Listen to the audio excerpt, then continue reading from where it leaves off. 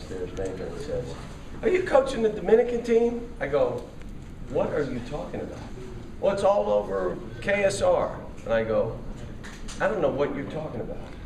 So my comment to everybody, including my daughter, I've not been contacted by anybody. And, you know, it would be an honor to be considered for something like that, but I don't know time frame, or I don't even know if I could do it. So that's where that got started, and or whether they're considering asking, I don't know. I mean, you'd have to talk to them, but there's been no contact. And Is that something you would ever consider doing? I don't even know the time frame, so I can't even tell you that. I mean, but it's an honor that another country would say, "We'd like you to coach our national team." You know, there were some things that, the great thing about what I was doing with China was the same kind of deal. You're working with those guys and you're teaching, and so it's kind of neat. But I'm worried about beating Winthrop. You guys are worried about Dominican Republic. And again, with Orlando on the staff, I coached a kid, Rigoberto Nunez, who was Dominican. So, you know, you could see where that stuff got started, but it's not. Well, I think some people have a thought process involved. What positives do you get out of it as a coach, or does your team? I haven't thought about it. And what are the negatives? I haven't thought about it because it's not something that's on my table. Can you talk real quick about the ejection in the last game? There's been a lot of speculation of what happened there. You know, from what, and again, I haven't talked to the league office or anybody about it, but I misspoke when I said I'd never been thrown out, and my wife remembered. She said, "You were thrown out again." I said, "When?" She said, "96, when we had a 50-some game winning streak and we were 26-0, and again, that one I know I didn't deserve. Okay? That one I know. And that's why I probably don't consider it being thrown out. I didn't deserve it. You know, stuff happens. I don't know. I mean, you have to. Hopefully, it's not that the guy has a problem, because you guys all watched the game and you know I didn't say 3 words to the officials the whole game. There was never a warning. There was nothing. You just get thrown. You know, but hopefully that's not the case, and I don't believe it is. Has there been a talk between you and Lamb in terms of his ability? I mean, is his attempt to be a peacemaker, so to speak? You know, Who? Lamb, Juan Lamb. I didn't notice anybody. Cal, what do you? One other thing about the Dominican, you said earlier you'd like to cut out summer recruiting because it takes up time away from your family. Theoretically, it would seem something like that would take away time. True. Also. It's the same deal. Yeah, same deal. I mean, that's why I said, Jerry, no one's approached me about coaching anybody's or being a consultant for a national team, whether it be China or anybody else. No one, you know, there's stuff out there, but no one's come to me and said, this is what it would mean. I just wonder why you'd even be interested, since it'd be more time away from your family. You have a good point. You have a good point. That was just thrust in my Cal, that's not the end of the show. You asked about cancer. Were you throwing it out there or suggesting? What did I say? Because I say a lot of things I don't remember. What did I say? Ask about the possibility of maybe the Cantors suing if they don't. The word sue came out of your mouth. I don't think I said sue. Yeah, the word sue came out of your mouth. Did I say sue? Yeah. Yes. Wow, it's a strong statement.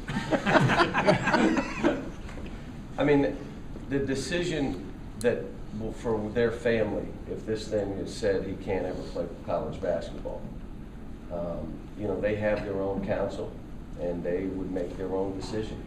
Obviously, that's an option for them, for an injunction to say, hey, this isn't fair, we want, you know, whether you do it or not, or where it'll even go to that. I don't have any idea.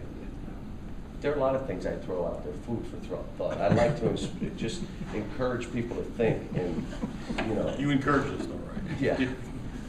Cal, we talked to Stacy today, and he was saying that he thinks what you want from him is more defense and rebounding, but defense has also been the biggest adjustment for him, having to learn to help defense. All he's ever been asked to do is guard his guys, stay in front of him. How hard is that for young guys, and is that the way they can get on the floor?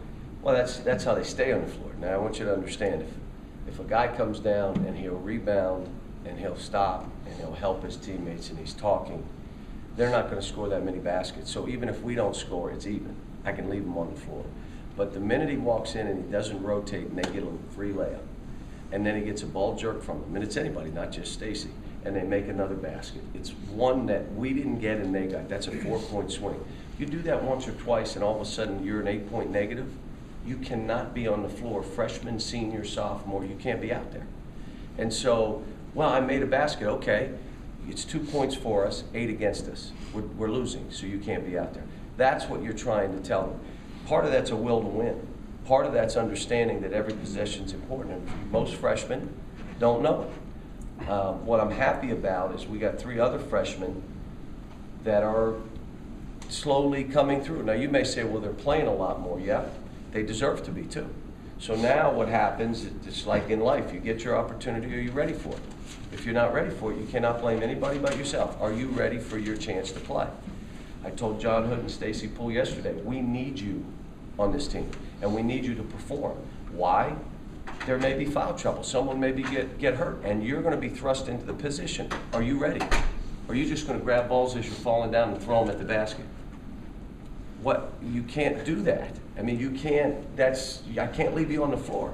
So, you know, I think you hold the bar high, you tell them exactly what they've got to do, and then they either do it or don't do it. I mean, it's in their hands. The one thing in this, the way we play, we've always been a defensive-oriented team, so is this team. We've been a team that gives you space offensively to do what you can do. Now, you try to do stuff you can't do, like you can't be out there. So those are all things they got to learn as they go. But I'm still telling you, Stacy and John will play a part in this season. They have to get themselves ready. I said this, you know, we're trying to condition a couple other guys other than just Josh. Why aren't you 2 out early? You 2 tell me you want to play. Why aren't you out here early? Why aren't you conditioning? Why aren't you weight training? Why aren't you? But you want me to give you a spot or chant, you know? So I'm trying to.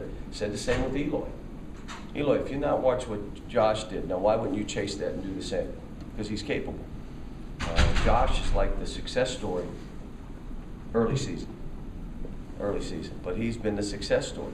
And again, that's, you know, I told those guys he's changed his habits, which may end up changing his life.